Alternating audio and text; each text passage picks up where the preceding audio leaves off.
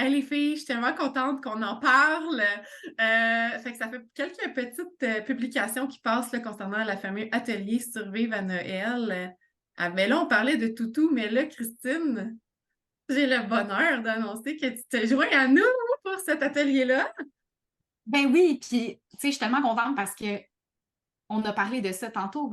Fun fact pour les gens qui nous écoutent en ce moment, on vient pas de commencer notre conversation, mais ça s'adresse à tu sais, n'importe quel être vivant, je pense. Fait que tous les animaux peuvent être affectés par cette période-là.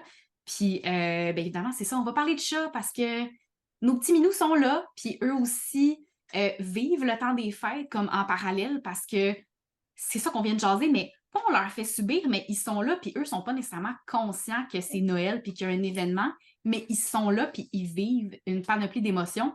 Fait que c'est important de pas les oublier là-dedans, puis nous profiter du temps des fêtes, mais aussi s'assurer qu'ils vivent une belle vie quand même si ils ont peut-être pas envie, eux, de fêter Noël, parce que ça fait pas partie de leur tradition là, dans leur vie. Fait que j'ai vraiment hâte qu'on jase de tout ça, des petits trucs qu'on peut mettre en place, de comment reconnaître leurs émotions aussi. Ça, c'est vraiment intéressant là, pour bien les aider à se sentir à l'aise durant les festivités.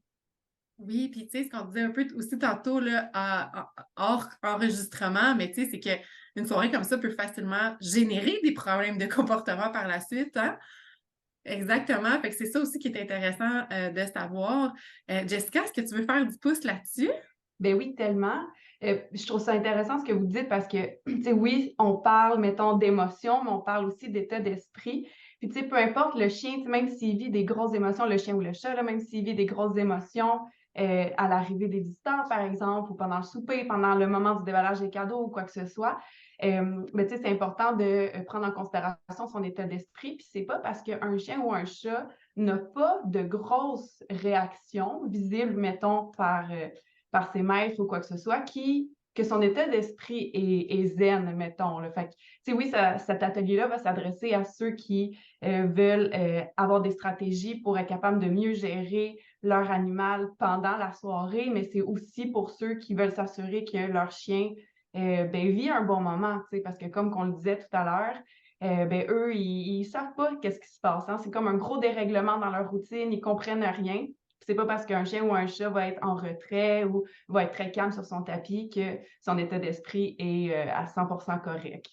Exactement. Puis, et aussi qu'on peut se permettre aussi, des fois, hein, en tant que visiteur, hein, des fois, on n'est pas conscient non plus que justement, comme on dit un peu tantôt, là, OK, on trouve le chat, puis on va le flatter, et tabarnak. C'est là, ce genre de situation-là. Donc, c'est d'apprendre, je pense, aussi à cohabiter avec ces événements-là, parce que pour notre animal, c'est vraiment un événement, comme on l'a souligné tantôt, de Vietnam pour un animal, mais C'est pour la panique!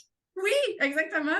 Mais que pour nous, c'est souhaitable et on a donc bien hâte souvent de faire ces festivités-là et de se rapprocher de notre famille, de nos amis, etc. Mais que ça peut facilement être traumatisant. Puis j'adore ce que tu as dit, Jessica, parce que pas parce que notre animal n'a pas une grosse réaction spectaculaire que il n'y a pas non plus quelque chose qui se passe en background. Et on veut surtout éviter justement les débordements, problèmes de comportement et tout ça potentiel, même si ça peut paraître minime parfois, mais on veut vraiment, vraiment faire en sorte que ça se passe le mieux possible pour tout le monde.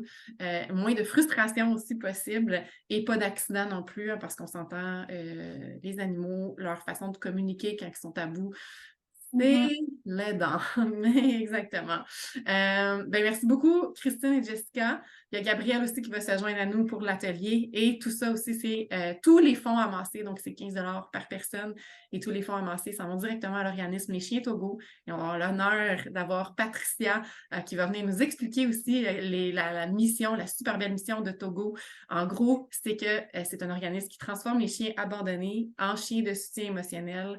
Donc, c'est vraiment un organisme coup de cœur pour laquelle j'ai eu l'honneur aussi d'être bénévole.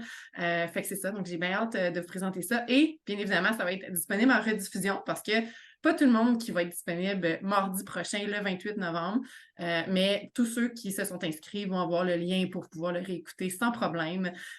Donc, j'ai vraiment hâte à cette soirée-là. Vraiment, vraiment. Merci encore les filles pour ce beau projet-là. Puis, on se revoit le 28. Yay!